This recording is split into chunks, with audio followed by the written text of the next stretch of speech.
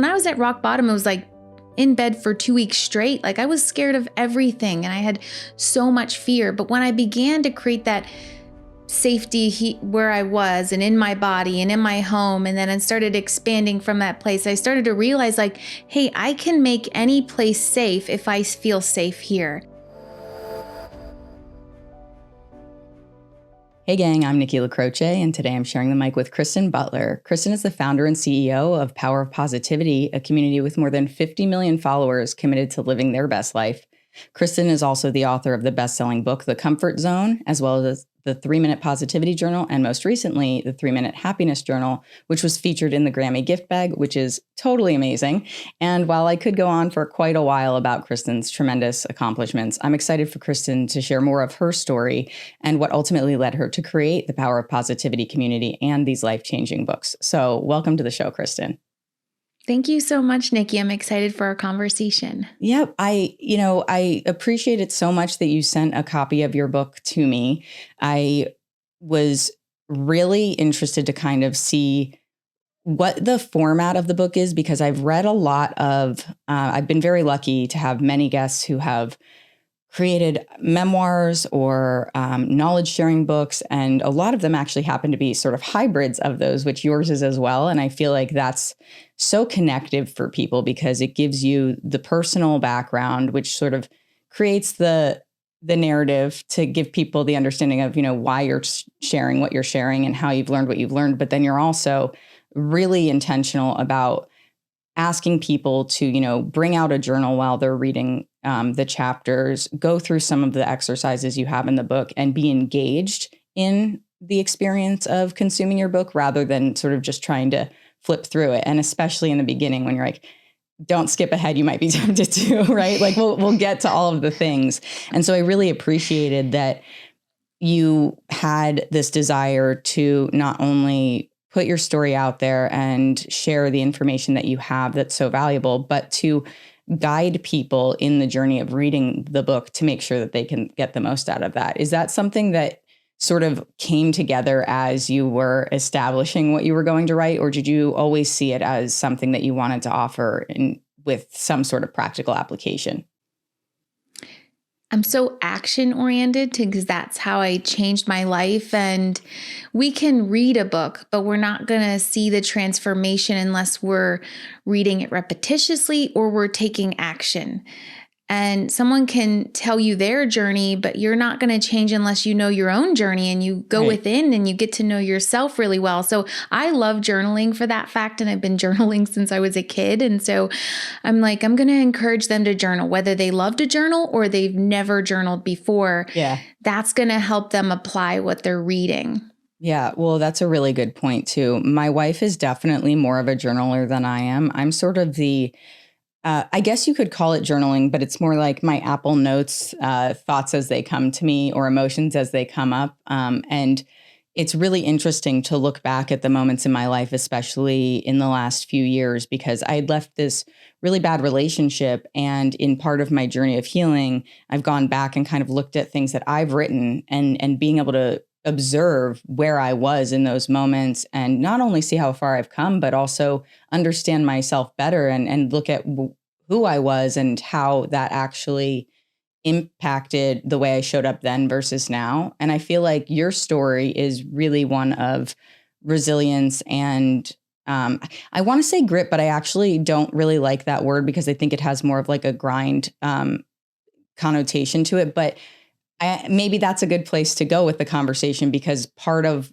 a big message in the book from start to, I'm almost at the finish line. So start to most of the way through thus far, and I assume through the end, is that, it's not really about the hustle culture. It's about finding the things that feel right to you and being able to commit to those things in a meaningful way. So like how, for you, what was it like to be able to understand yourself enough to be able to get to this place where you could write this book? A decade and a half ago when I was at rock bottom, literally every single area of my life was falling apart. And in that place, I really had two decisions. Like, have I failed enough? Is this it? Like, I felt like it was. Or can I try something new and can I get out of this? And it's a lot of introspection, but I think we need that to truly live a life that's important to us and has meaning. We have to ask ourselves these very important questions of like, why we're here, what are we good at, what do we want to do, what would be fun to do? Yeah. You know, society doesn't really wire us to think about these things. It's like, here's what you do, and then after that you do this, and then after that you do that. And I'm someone who really is a recovering people pleaser. So I was like, okay, yep, I'm just going to go down the line, you know, and we have to think outside the box and we have to make choices that align with who we are. And we can only do that by asking ourselves questions and reflecting and journaling or whatever that looks like for you. Yeah, well, I think you make a really good point too. Introspection is at the core of this show, and very much at the core of any transformation that's going to happen for us, right? And you make the point about asking those questions. It's one of the things that I think is so difficult for people is really being willing to get honest with yourself about the answers to those questions, particularly if you kind of instinctively already know the answer. Because you feel uncomfortable when you know the answer to a question that you don't want the answer to be what it is, right? So one of the things that you had, I think one of the big themes in the book, right, is a lot of us use discomfort as a motivator. And I think there's a method to that madness, but it also isn't sustainable. As you've pointed out, you know, it creates burnout. It kind of limits our ability to have that introspection. And something that you wrote in the book that I really loved was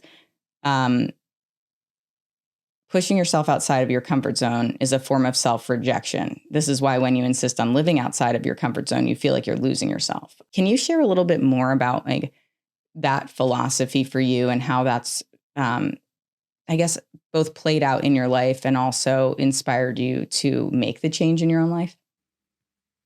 Yeah, you know, I've always kind of been a go-getter. And early on, I was more of a hustle and grind.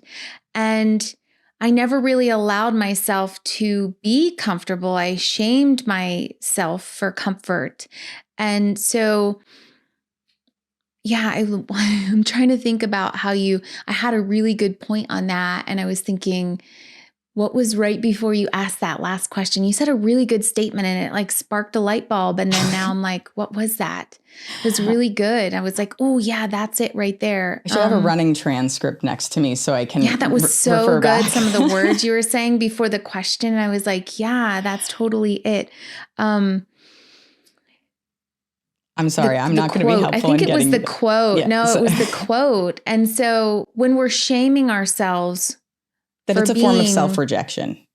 Yeah, it really is, because what we're most comfortable with is our skill sets, and that's how we can really understand our own intuition. Mm-hmm. But if we're rejecting that, then where's that guiding voice? Like, how do we even understand what decisions to make or what the right decision is for us? And so when I was at that place, it was just a lot of, you know, small decisions that would add up and lead me in a direction that was the right path. I didn't know it at the time, but when I look back, I'm like, I was listening to that, my own internal voice instead of what everyone else was saying. And I was following what was most comfortable. I was expanding my comfort zone.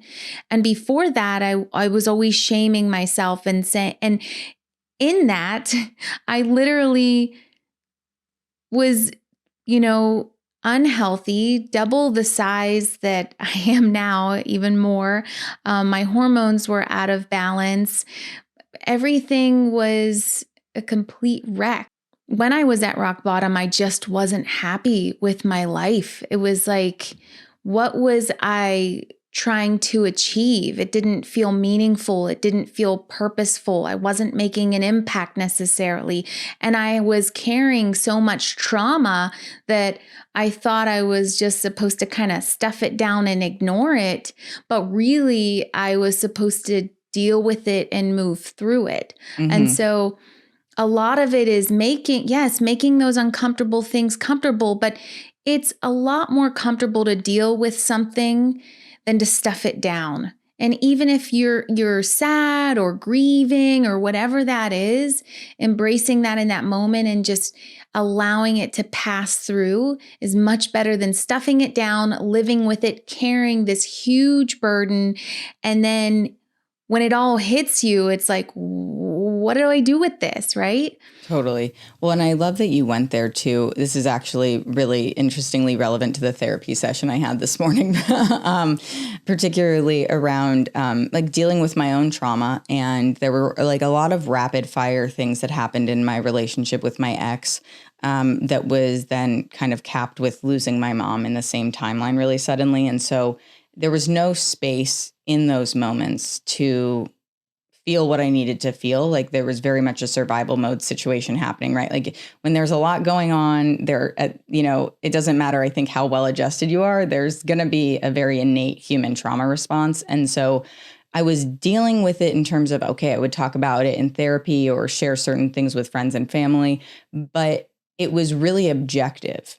And so there was still this part up until honestly, really, really recently, like in the last month or so, where I realized, oh, yes, I've talked about it. Yes, I've worked through it in certain ways, but what I haven't done is allow myself to feel some of the things that I've been resisting feeling. And I was reading 101 essays that'll change the way you think. And one of the chapters speaks about how anxiety is the resistance that we feel. Like anxiety to acknowledge the truth is like that feeling of resistance. And it was really interesting to get to a place where I was like, I just can't fight it off anymore. And I don't even know that it was an obvious I'm fighting it off as much as it is that you feel it.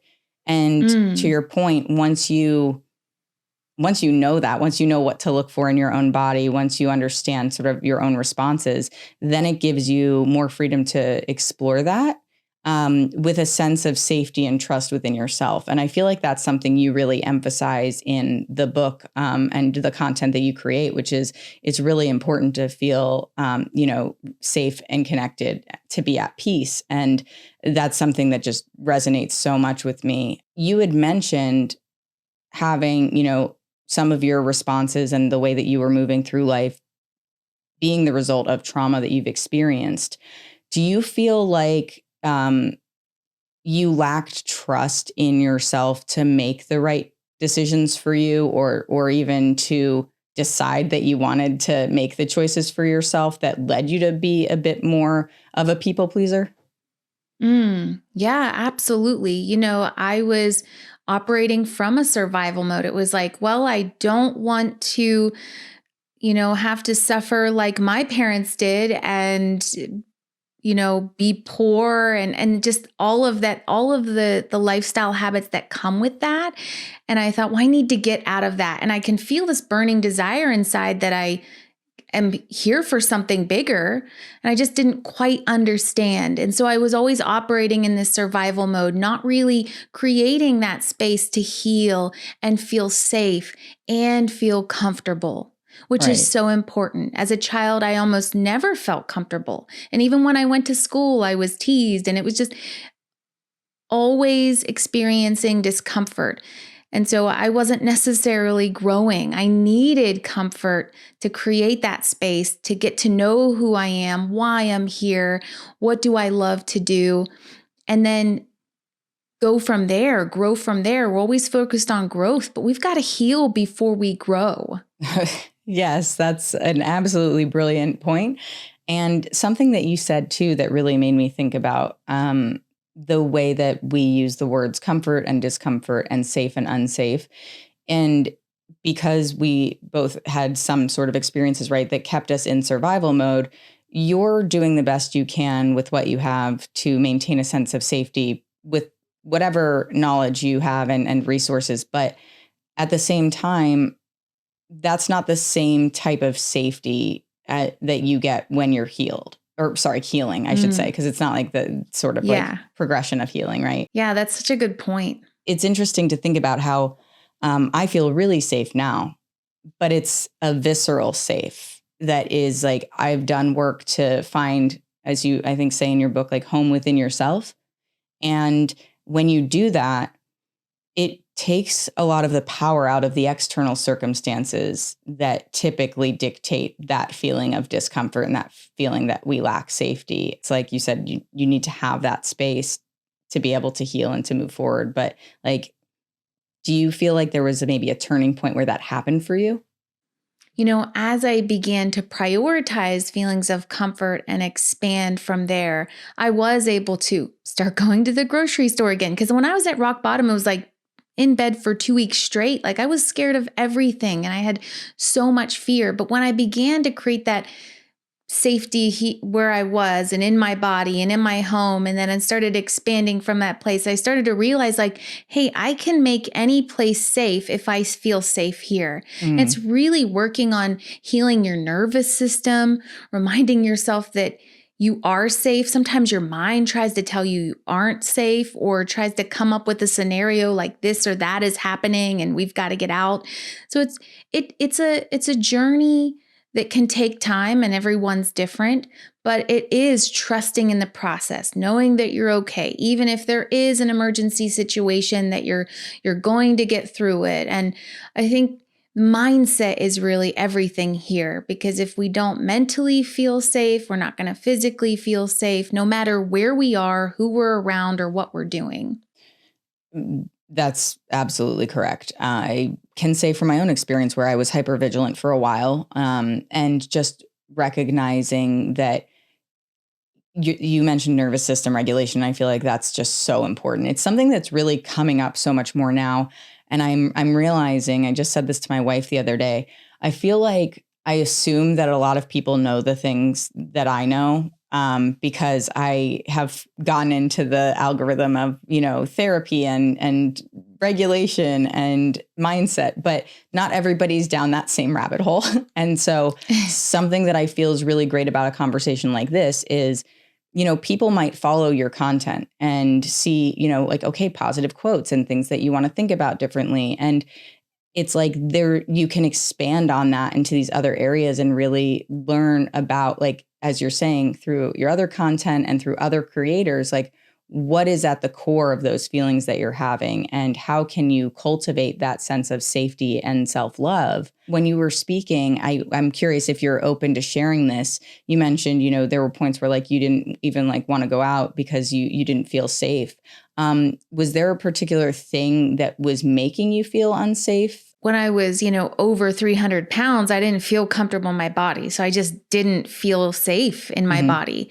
But mentally, I just started to hate on myself. Like, you don't want to go out to the store because what are people going to think? They're going to look at you. You don't even feel like dealing with that right now. You feel like you have so much going on. You don't want someone to look at you or say something to you, or, in that place, it's almost like you can't feel comfortable with the outside world because you don't feel comfortable within, because life's a mirror. It's really a reflection.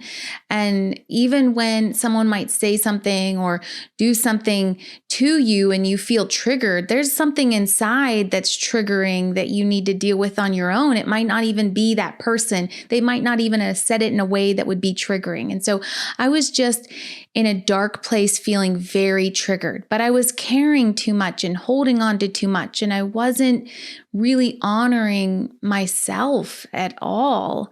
And in that place, I didn't really feel safe anywhere. I didn't want to call family or friends. For me, it was definitely a dark place, but it allowed me to begin that healing journey that I so needed. And I don't think that everybody needs to be at rock bottom to start that. You can hear from other people and learn from their stories. It's just about the choices that you're making every day and how that compounds. And I was just compounding too much negativity. I feel like that's such an important point to make too, is we all have circumstances in our lives that can be challenging at any point. I feel like a lot of people are very easily sort of, I think theoretically for people, it's easier to stay in the discomfort of victim mentality. That life is happening to you, that you don't have a choice in the way that you're going to move through life. And I witnessed that with my ex quite a bit. She would say things like, oh, I have a target on my back. And it was so hard and really draining for me while I was trying to be a supportive person in that. And then to witness, okay, I've gone through a lot of trauma. My now wife, has experienced, she's been there for me really since losing my mom and has been instrumental. And one of the things that I really try to be conscious of is, not staying in that state of victimhood and making sure that she has space for herself in the relationship too. And that gets to one of the points that you make throughout the book, which is really about boundary setting.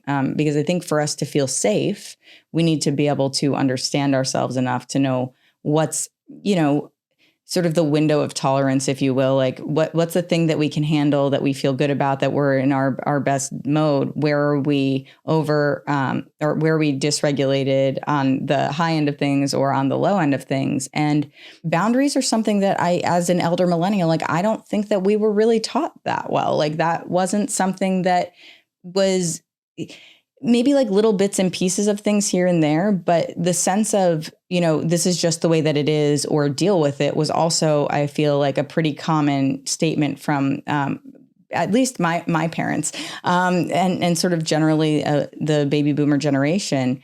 Do you feel like boundary setting was something that helps you cultivate that sense of safety within yourself? And what was the thing that sort of like tipped you into the space of realizing you needed to set those boundaries? Yeah, we weren't really taught how to set boundaries. And some of us may not even have really known other people who set boundaries for themselves, because it's something that you have to either be taught or see someone else. And if you see other people in your environment never setting boundaries, letting other people always overstep their boundaries, more than likely, you're probably going to do it too and not even realize it. So it was something I wasn't aware of. I thought I was respecting other people and I was being kind, but I wasn't being kind to myself. And yeah, I mean, my life had to get at such a place where it was like, yes, I have to say no to other people if it's saying yes to me. And as a mom of two, yes, sometimes I might say yes to something that I'm like, I'm not crazy about doing that. Yeah. But that's my role as a mom, right? And that's totally okay. But when it's a hell no here, and you're saying yes, find out why you're doing that. Like, are you trying to people please? Is there an unhealthy relationship that's a tug and pull? Like, what dynamic did you create? Because sometimes when we don't set that boundary in a relationship, we're telling that person how they can treat us. They don't know any different. But when we start setting those healthy boundaries, the people who love and respect us and care about us will respect those boundaries and understand that, hey, that's your preference. I care about you. I'm okay with that.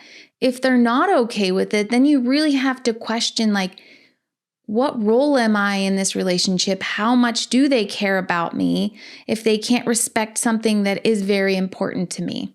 Boundaries are so important to our own internal self-care and our own internal safety.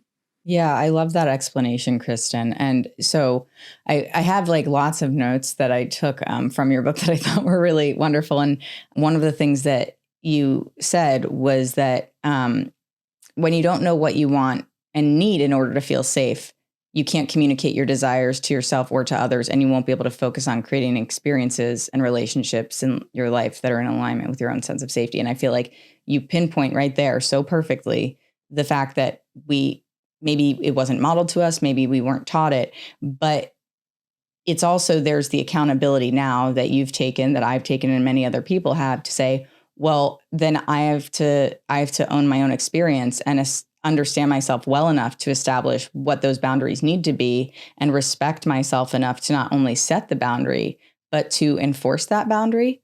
One of the things that came up, I think probably a few months ago, it was like just a quick passing social clip of Jay Shetty making a comment that it's not just about setting the boundaries, but our responsibility to uphold them, because oftentimes we think, oh, that person crossed my boundary. And it's like, yes.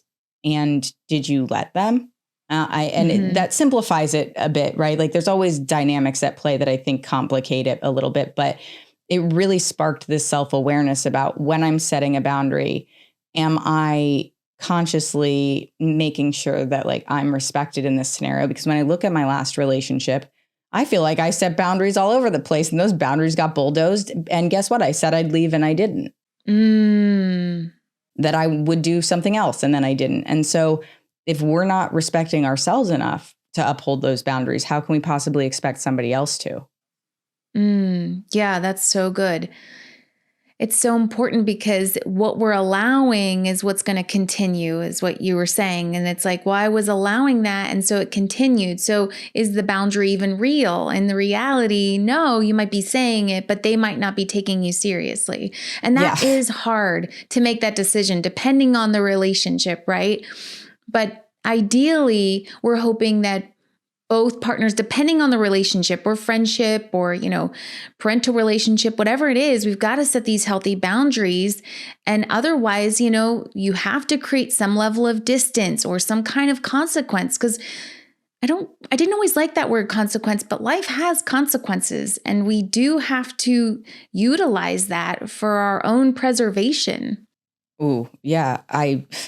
That's a really good point. I like the use of the term preservation too. And it really makes me think about even just relationships with my family, my parents, and being able to recognize how sometimes the things that are getting acted out in the relationships that we have are a function of not only our, lack of understanding of ourselves, but then also the lack of understanding that other people have about themselves. And so sometimes setting the boundary helps make them more self-aware if they're open to it, if they're willing to receive it, right? And the amount of communication that my wife and I have about our boundaries at this point in our life, like we've only honestly been together for like about 3 years, so it hasn't even been that long. But what I've seen in the evolution of our relationship is this recognition of, if I'm uncomfortable, I need to say it. And for me, she would say to me, like, you're the reason that like I even put boundaries in place now the way that I do. And I'm like, because as a function of what I've experienced, I literally know that I can't tolerate that. Like I can't tolerate not having boundaries, or at the very least communicating that I need a boundary. Maybe it's not the exact boundary that I thought I needed, or maybe it can adapt over time, but it's like you need to dialogue with people about it. We just expect people to know what works, what doesn't work for us. And then we're all annoyed when they don't behave the way we want them to behave or treat us the way we want them to treat us. And nobody said anything about how they want to be treated or what makes them feel safe or comfortable. And it's like the thing that I think just fits perfectly with your work and the idea of the comfort zone and kind of how the discomfort isn't really where we want to be. I say a lot, like, I would rather be uncomfortable for like a brief moment compared to in perpetuity, right? Because it's the idea of, oh, I have to mention it. I don't want to say it, or I don't want to make somebody uncomfortable, or I want them to feel like they're getting what they need, but I'll compromise what I need. But like, if you abandon yourself for long enough for somebody else and completely relieving any boundaries, then like you're going to continue to be uncomfortable. And that's no way to live either, which I feel like is really the emphasis of the book that you wrote. It's like discomfort. Yes, there's elements of growth that can happen from discomfort, but staying in a place of discomfort is wildly unhealthy. Yeah, exactly. Like temporary discomfort or long term. And yeah, growth. And when you're in a relationship and setting boundaries, you're growing together as you're setting boundaries. And you're going to have uncomfortable moments. You're going to have unfamiliar moments. There might be things that you've never talked about before or done before. But these are temporary things because we live in a life where there's discomfort and we just got to make the most of it, right? But then holding on to that and then burying it, and then the consequences of long-term discomfort because you never talked about it. That's like the two things that you have to really decide which one's more important and which one should you deal with now. And yeah, it's like temporary discomfort is much easier than the long term. Right. Well, and something that you said just there too about how it affects ultimately sort of the relationships that we have is there's so many people who just have a lot of resentment towards people in their lives because they never communicated a boundary or tried to have the conversations that would help them have stronger bonds with people. And I love that you use the word unfamiliar situations as well, especially because my wife and I, we bonded really quickly and we learned a lot about each other really rapidly.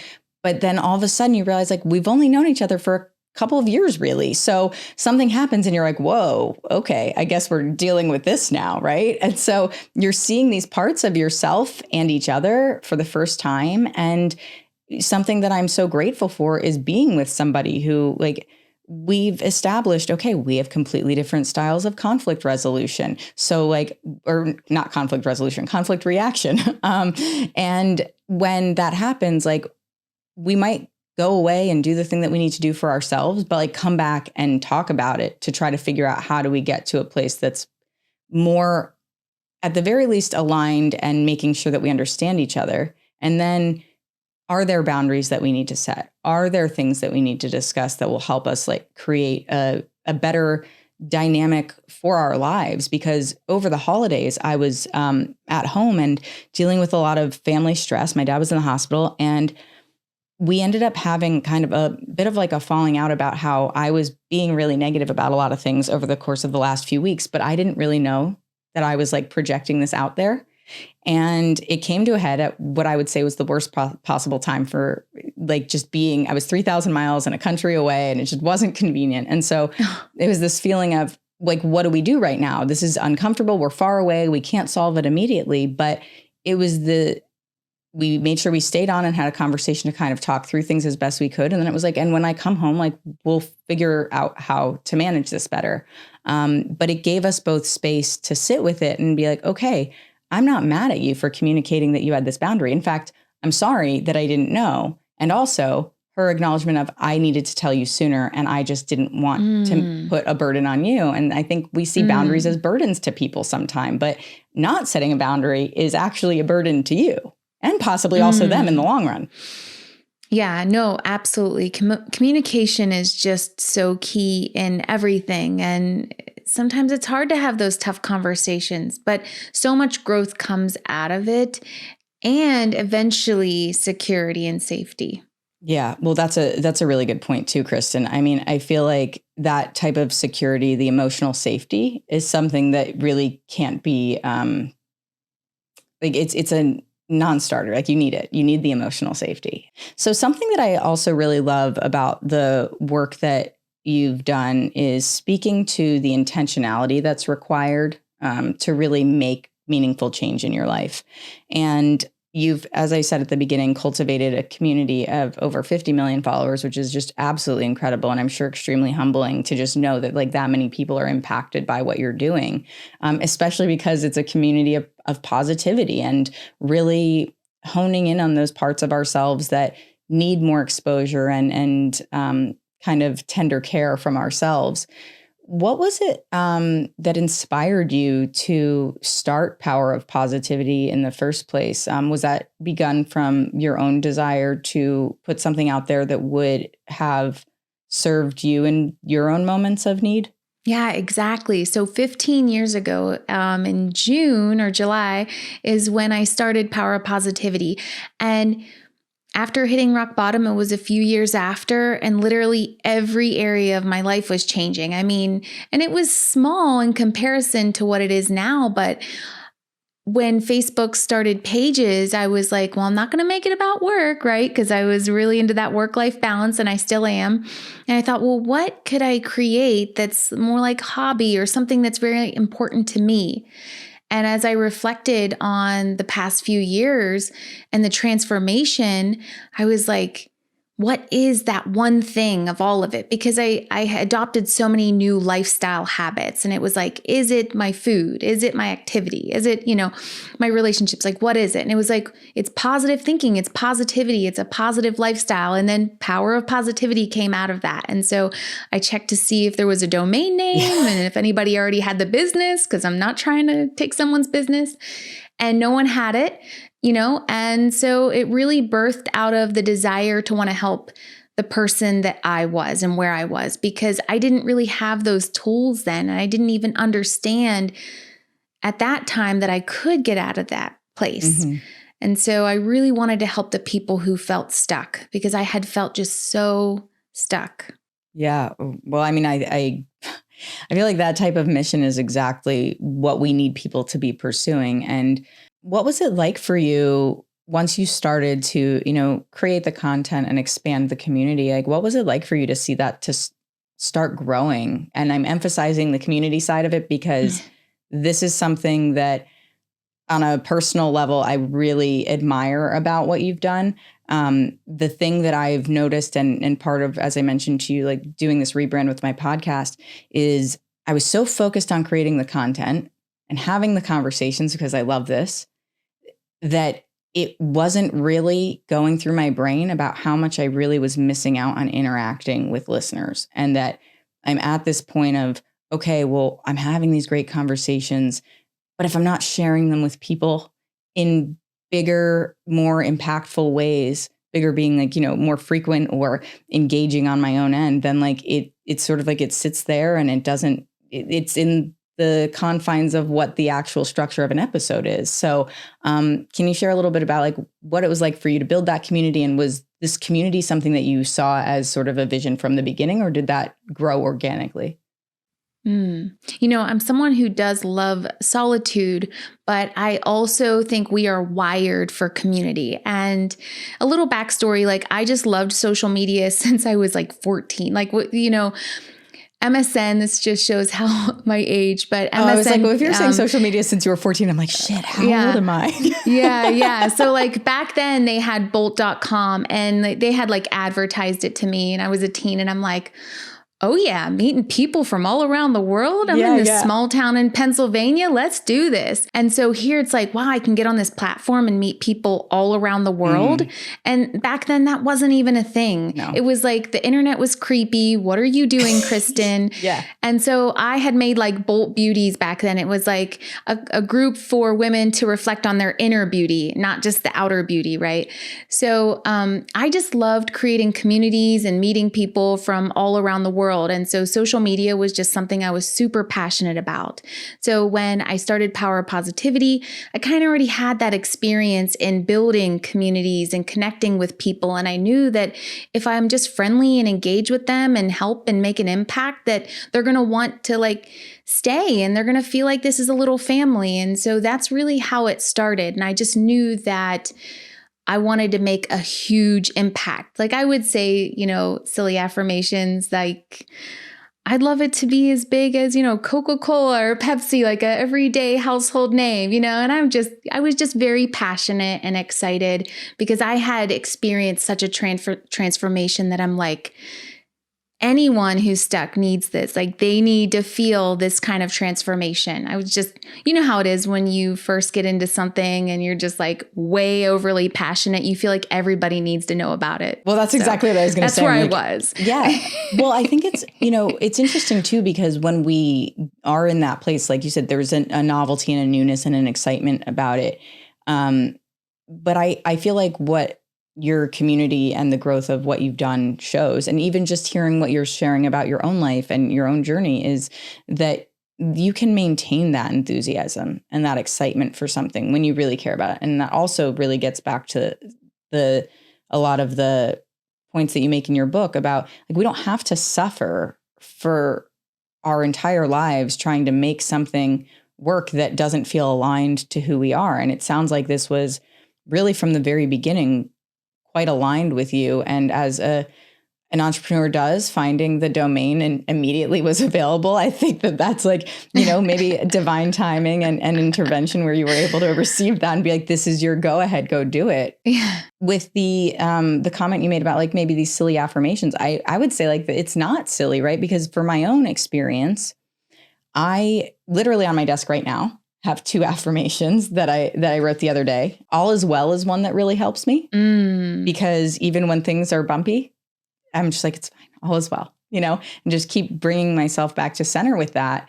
And these are things that like I would have scoffed at, like the idea of affirmations. I rolled my eyes at the idea of therapy before I was in it for 5 years. I think when you are unfamiliar with things and you don't have people maybe even guiding you, whether it's virtually or in your own life, sharing their experiences, it's hard to become invested in an idea that's new because it's out of your comfort zone. But bringing positive thinking and intentionality into your comfort zone is what allows you to expand that. And that was something that really blew me away from, I think, our first email exchanges about the idea of the comfort zone and your philosophy that it's not about staying in it and that's not okay, or you have to leave it to be able to grow. It's like, what can you do in your life to cultivate experiences that stretch you to go beyond what you're familiar with, and then establish boundaries so you know what's comfortable and what's not. And some of that stuff, leave it out of your comfort zone. We're not saying tuck everything in there, right? Like, oh my gosh, absolutely not. Yeah, it's such a personal journey because success means something different for all of us, right? And so we don't all have the same definition, and the same things do not equal success for us. So really knowing who we are and what does success mean to us, and what would success look like for us. I mean, everyone is going to have a different answer, but oftentimes we try to follow the blueprint of someone else and what they think success is. And so I'm trying to really say, like, hey, find out what yours is. And then I want you to grow from that place. And however slow it takes, that's up to you. However fast it takes, that's up to you. Because I even love talking about momentum in the book. I love momentum, but it's really a very just personal journey, and it should be enjoyable. Like, we don't want to get to the end of our life and say, wow, I really worked too much, or I didn't have enough positive relationships, or whatever regrets we might have. The key is just make the most of it so there's not as many regrets, right?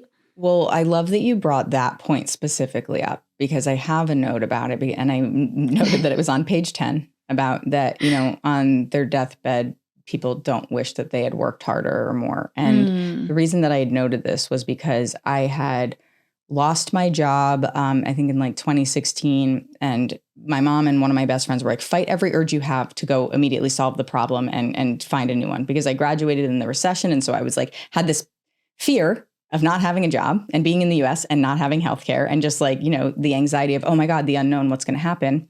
And when I came back from this road trip that I took for 2 weeks by myself, just kind of like recenter things, I pulled up to my house to let my mom know. I called her to let her know I got back. And she said to me, Nikki, at the end of the day, like, nobody ever wishes they worked more. Like, that's it, And so it really resonated with me and like hit me in the heart in the best possible way, because it's true. And that's something that I keep in mind quite often, especially as I've exited toxic work situations. There's a lot to be said for, as I mentioned, the intentionality of the positive thinking, but it's not just positive thinking, right? It's implementing things, like you said, that feel good to you. It doesn't have to be painful. It doesn't have to be joyless. In fact, quite arguably, it should be the opposite. And if you are enjoying yourself, and my wife and I always talk about like prioritizing playfulness, like, give yourself the freedom to just like exist in what is and appreciate that for what it is. And the gratitude, I feel like, flows really well in those situations for me. Like, coming to a place of recognition around how important gratitude was, fundamentally changed the way I look at life. My therapist told me gratitude and anxiety can't exist at the same time. So when you're anxious, just start naming things you're grateful for. It doesn't matter how small they are. And so when you do that, you're just like rejigging your brain to be like, now regulate yourself and get into a place of gratitude. And truly, I feel like that was my turning point into a shift around positivity. Absolutely. When I was at rock bottom, it was like, well, I'm grateful that I have a bed to sleep on and a roof over my head. Yeah. It's like there is that guiding voice trying to tell you, hey, don't be a victim. There are things going right. You just have to focus on it. Had I continued to suffer and in my own mind feel like I was a victim, what would have happened? I don't know. But I literally got out by feeling grateful even just for the little things every single day over and over. It's that repetition, it's that consistency. And I think so many people talk about it, but when you truly start embodying something consistently, it becomes who you are. And when you think about it, who you are was what you've been consistently being. And it's going to take time to become that new version of yourself, but it's going to feel good. Like, for example, day 67 of 75 hard. And I've done a ton of workouts before, and I've been smaller. I've been a person that's been smaller and stronger, but I've never every single day read 10 pages of a book, drank a gallon of water, did 2 workouts, 1 workout outside, and all the things. It's like when you're consistent, it builds and it just creates just this new world for you. You become almost a transformed person, and you can transform into anything you want to be, but you have to be consistent, and doing it once in a while doesn't really work. It might create a little bit of momentum, but not enough to get you to where you need to be or where you want to be. Right. Well, when you were saying that about momentum too, it made me, the vision that I got in my head was sort of like thinking about like running up a hill, or like trying to like ride a bike up a hill. And it's like, okay, if you pedal like, consistently, you can get there, or like, keep going strong, you'll get there. But if you stop, like, you start to just sort of like drift back down. Yeah. Oh right? my gosh, that's so true.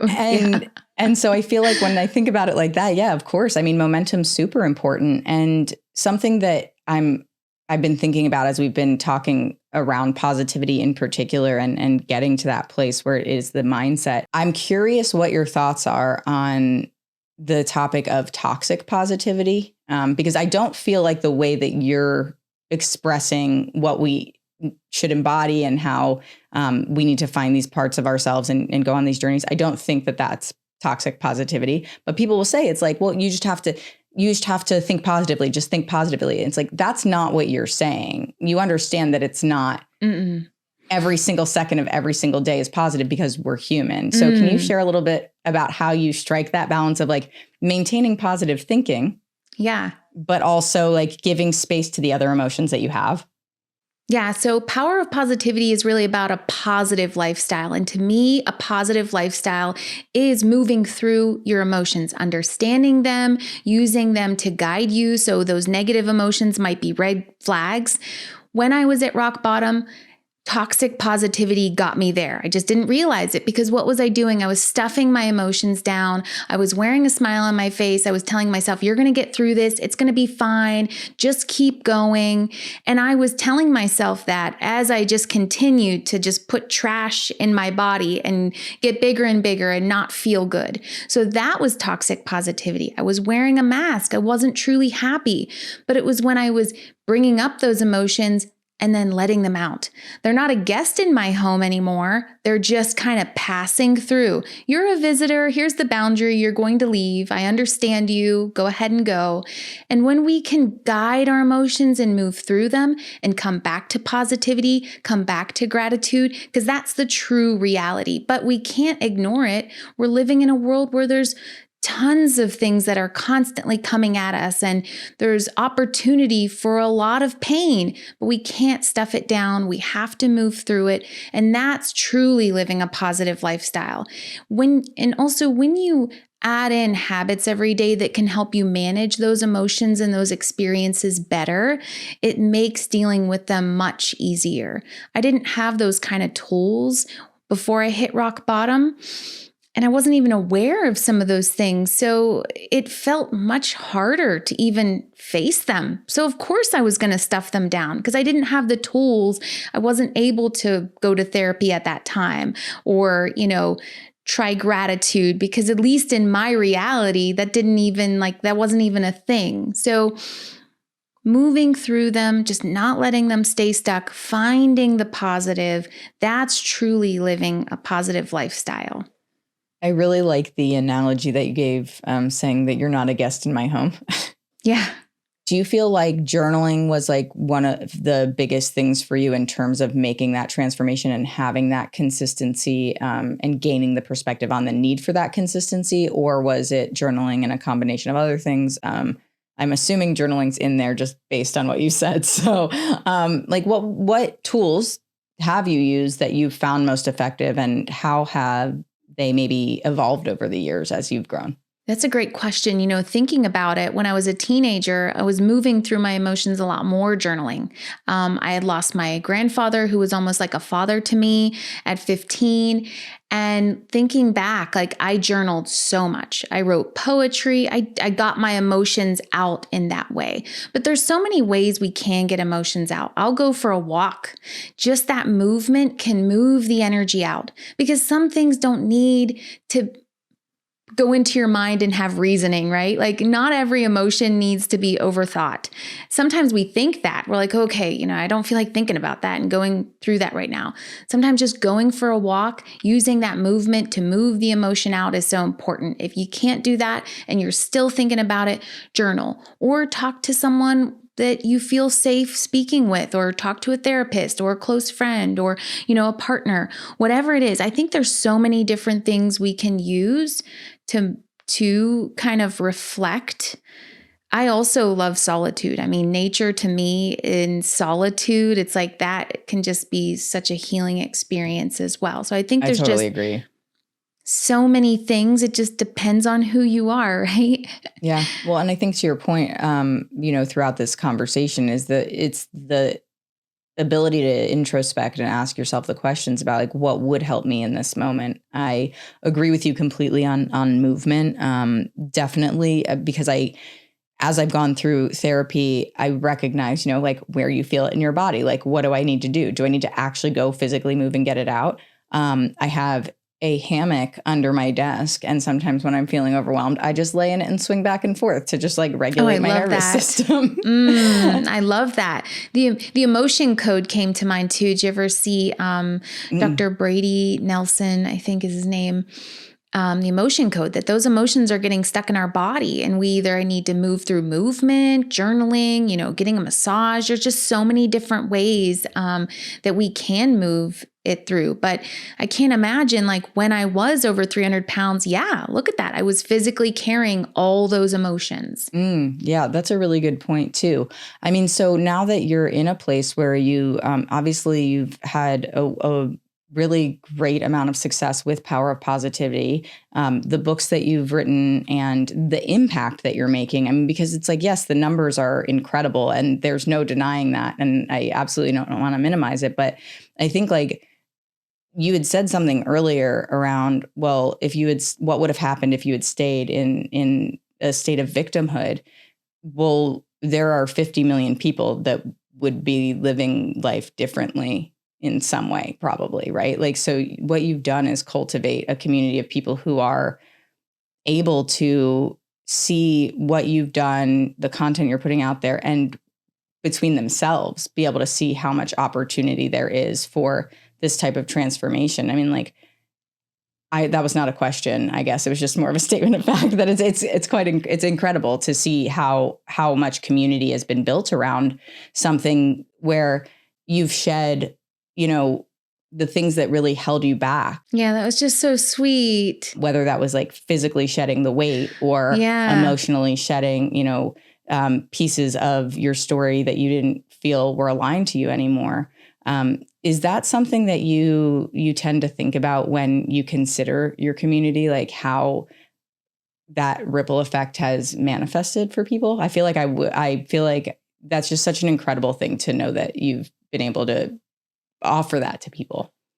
I do get messages every day, of people who have said, your community's helped me, or your book has transformed my life, or I'm on my 4th or 5th journal, and I'm like, it's just so amazing. And it fuels me. It gives more meaning to my life, because I do love to make an impact, and I love to see other people thrive and enjoy life, because truly that's what we're here to do. So yeah, I reflect on that often, and I can't even reflect too much, because it can be overwhelming at times. Like, wow, that's a lot of people. Like, whew, okay, Kristen, just breathe. It's okay. One person at a time. Yeah, right? Totally. Because that's what I would say at the beginning. At the beginning, it'd be like one person at a time, right? Yeah. And so that's where I kind of have to stay sometimes. Well, I think that makes a lot of sense too. I'm sure it can also feel like a lot of responsibility.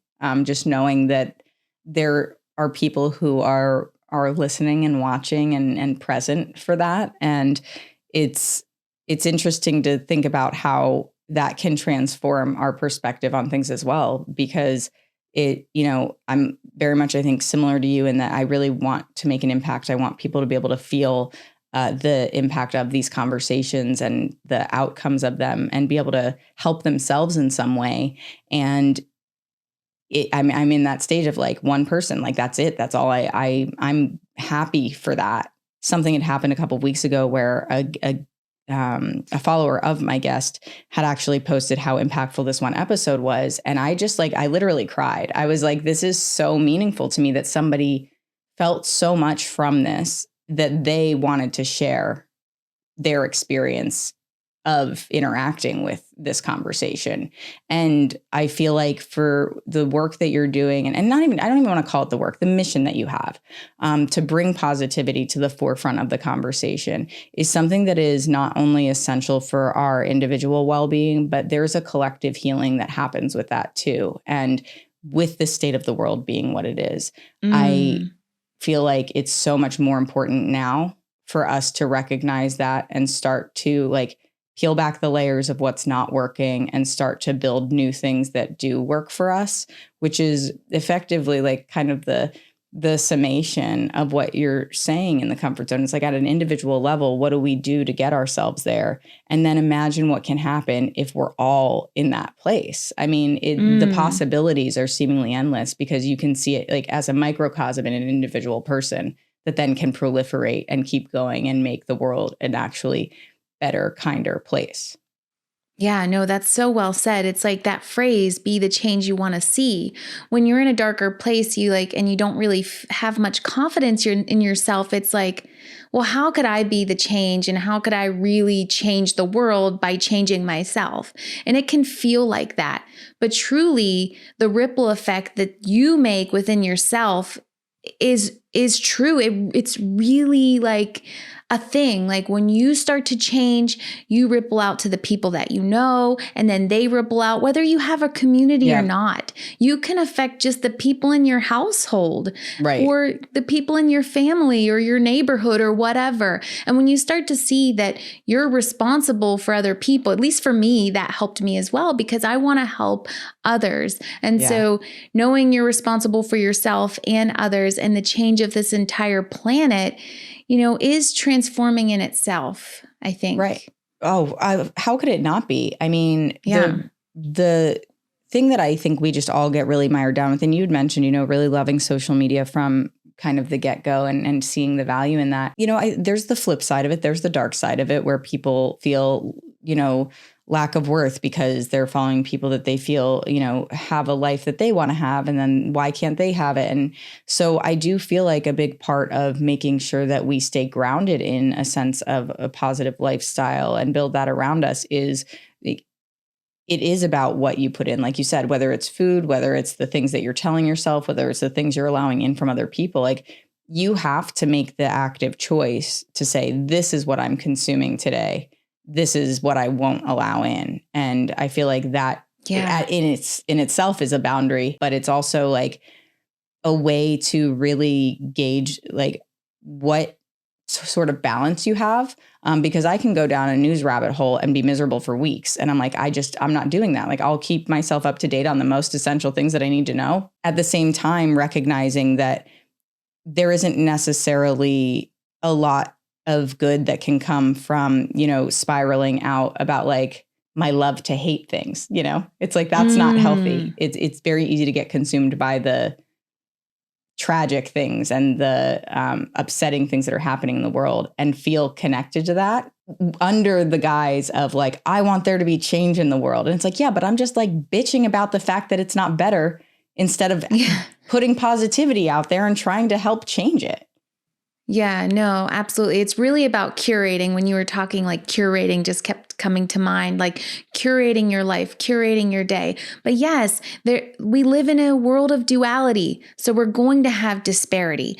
And I'm sensitive person. And so sometimes that can really affect me. And so what I've learned to do is just send out like blessings or just send out good energy, knowing that that's going to help versus my worry or me being in a sense of pain for them, because everybody talks about it, but really holding on to that's going to create more of that. And when you see that that happens in your own life, then what is that doing for other people? So not thinking of them as victims, but seeing them as people being victors or getting out of that, or the solution coming to them, or whatever in that moment, whatever kind of energy you can give to them, that more positive energy, and being for something and not against it. I really see the difference in that shift in mindset.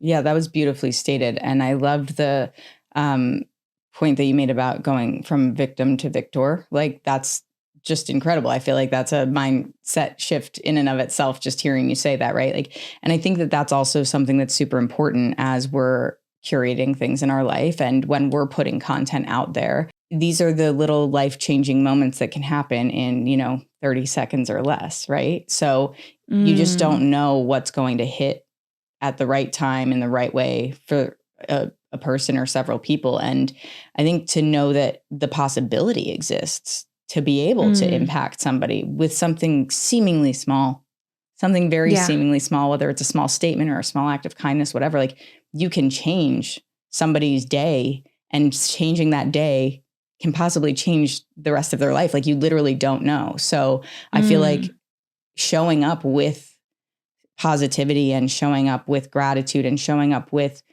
care for ourselves and for each other is how we actually manifest that life that we want, but that we also, as you stated, we're building the life around us with good energy that, we don't have to feel that sense of worry if we know that we're sort of protected by that. And yes, bad things can happen and worry can creep in. It's not unrealistic for that to happen, but you don't have to hold on to that worry. You can feel safe in knowing that there is something on the other side of that. Yeah. And like you're doing, Nikki, like sharing these vulnerable stories and letting people know that, hey, this is okay, but you can also get out of it. And that everyday people experience this, but also people who are wildly successful also experience this, and it's okay, right? Yeah, absolutely. Well, and I really appreciate that you said that, because something that has been really incredible for me to witness in the 4 years that I've been doing this show, and I guess almost 5 now, is that the through line is really about the resilience and the self-care and the self-love and the intention that people bring to their own lives. Because more often than not, my guests are sharing some sort of story about life kind of, hitting them over the head and feeling down and out, and whatever those circumstances were, they can be monumentally different. But there is a really interesting through line where people are saying a lot of the same things, and it's reflected in the books that they're writing, like yourself, and the conversations that we're having here. And when you know that there's so much consistency in that, you can't help but embody it. Yeah. Oh my gosh, totally. Well, I really appreciate you taking the time to have this conversation with me. And as we're rounding out the episode here, I cannot say enough how amazing I think it is that you have created this community, and that more than that you showed up for yourself in a way that allowed you to find what you needed within yourself to create this community that is thriving and global and helping humanity in a meaningful way. Yeah, thank you for having me, Nikki. And I hope that my story also helps other people do that for themselves, because that's really my goal in sharing, is not to really say like, hey, look at what I went through, but it's like, hey, you can do it too. Like, this is, implementable. You can do it. So thank you for having me. I appreciate it. And shout out to Nick Hutchison for connecting us, right? Yes, absolutely. Nick has been an absolute amazing referral for some brilliant podcast guests. So I am so appreciative of him and his Book Thinkers crew for syncing you and I up. And thank you again for sharing a copy of your book with me. I'm so glad I had a chance to just dive into it and really, take away a lot of valuable information and thought-provoking content from that. And gang, you can find out more about Kristen at positivekristen.com, and powerofpositivity.com is where you can find her community. On social media, I believe you are also at Positive Kristen. Is that correct?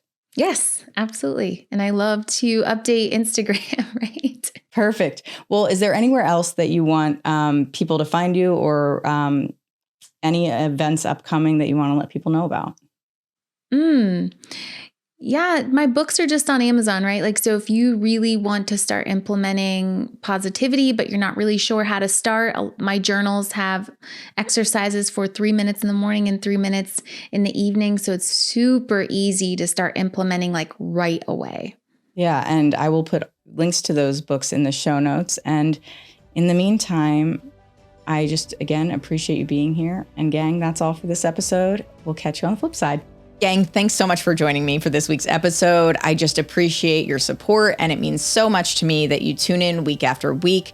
The best thing that you can do to help spread the word about the podcast is, if this episode resonated with you, go ahead and share it with somebody else wherever you listen to your podcasts, or you can go ahead and subscribe to my YouTube channel and share it from there. I also really appreciate it if you can leave a review on Apple Podcasts, because that really helps give people a better understanding of what the show's about and what you appreciate about the conversations that we're having. And until then, I'll catch you on the flip side.